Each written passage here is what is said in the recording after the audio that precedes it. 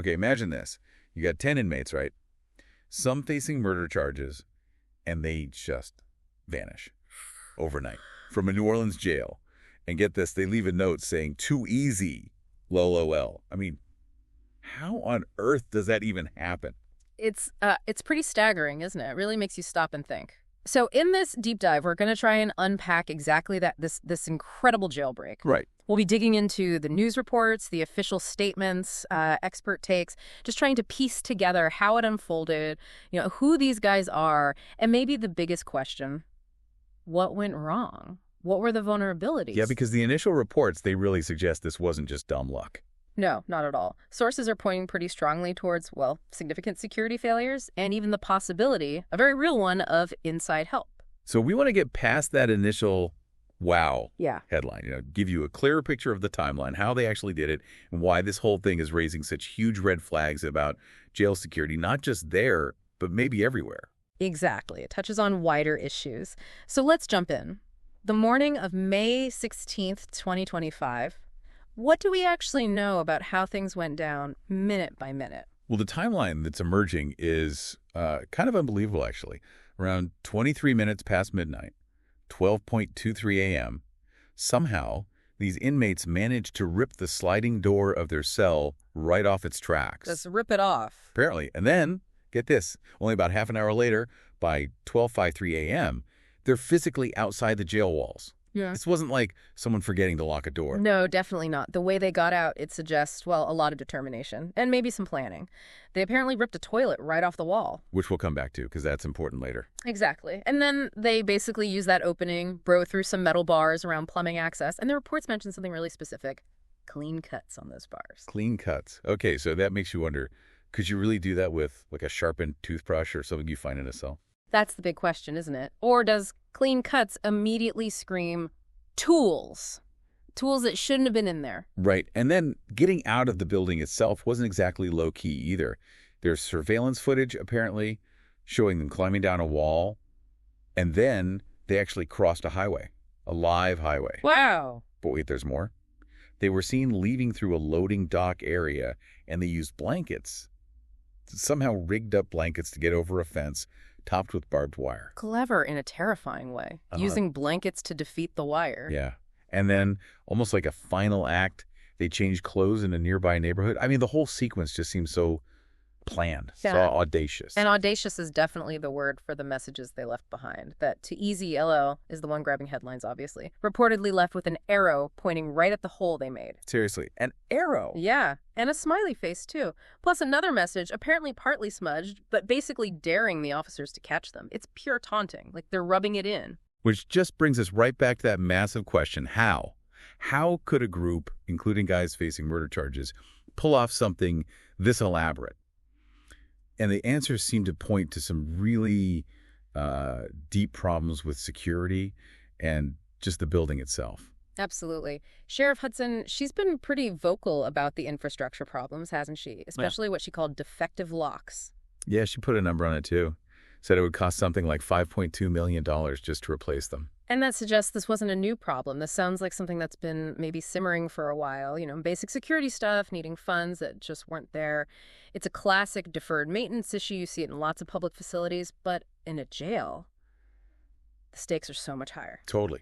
And that hole behind the toilet, that's a really crucial piece, isn't it? In a first-floor cell, officials are basically saying there's no way the inmates could have made that hole from inside the cell itself. Mm-hmm. That's what they're saying. Yeah. Standard construction apparently means sinks and toilets usually block off any openings like that. Okay, so if they didn't make it from the inside. Well, the chief of corrections, Mallet, he stated pretty clearly in his professional view, inmates couldn't have done it from within. So that leaves, what? Either some kind of pre-existing damage they found and exploited, or someone helped them from the outside, or maybe even the inside. Exactly. Which ties into the next big issue, staffing. The jail was apparently running way below full strength, like 60% staffed. 60%. How many people is that? Just 36 staff members and 4 supervisors on duty. And they're overseeing, get this, 1,400 inmates. Wow, that ratio that's insane. How can you possibly keep track? It's incredibly difficult. And then we find out the civilian tech who was supposed to be watching the monitors for that pod, well, they'd stepped away. to get food, apparently, around the time it happened. Really? Oop. And reports also say the video feeds weren't even being actively monitored at that critical moment, so you've got understaffing and maybe a lack of consistent vigilance right when it mattered most. And we should probably mention, this isn't exactly out of the blue for the New Orleans jail system, is it? They've had a pretty rough history. That's true. Even after they built the new Justice Center in 2015, meant to fix the problems of the old parish prison, there have still been ongoing issues. Federal monitoring, a consent decree, basically outside pressure to improve things. This escape just shines a harsh light on the fact that maybe those fixes haven't gone deep enough. So when you put it all together, the broken locks, the weird hole, the short staffing, the history, it kind of makes sense why people are pointing fingers at inside help. It really does. Sheriff Hudson herself said it was, quote, almost impossible for this to happen without some kind of help from inside. Yeah, and the police superintendent, Kirkpatrick, she basically said the same thing. Figured they had help, wouldn't still be in jumpsuits, you know. Right, and now 3 jail employees are on suspension while they investigate. That certainly adds fuel to the fire, doesn't it? It definitely does. Combine that with Chief Mallett saying the hole couldn't have been made from the inside, it becomes really hard to dismiss the idea that someone on the inside might have helped, whether with tools, info, maybe just looking the other way. Okay, let's talk about the guys who actually got out. He was 10 initially, right? Then 9 after a misidentification. Correct. 10 reported, then 1 cleared, so 9 actually escaped. And since then, they've caught a few, so we're down to 7 still out there as of our latest info. And these aren't petty thieves we're talking about. No, absolutely not. That's what makes this so serious. Several were facing major violent charges. You mentioned Jarrett Groves, already convicted, 2 counts of second-degree murder. Wow. Corey Boyd, awaiting trial for second-degree murder. And then others with charges like armed robbery, domestic abuse, weapons stuff. These are individuals considered a significant public safety risk. Okay, but they have caught some, which is good news. Kendall Miles. They got him pretty quick, didn't they? Yeah, in the French Quarter. And interestingly, he apparently has a history of escaping from juvenile facilities, which, raises its own questions.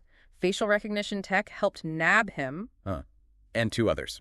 Robert Moody was caught thanks to a Crime Stoppers tip shows the public helping out. And Jageen Dennis was picked up near Chefment-Tour Highway. So 3 down, 7 to go. Yeah.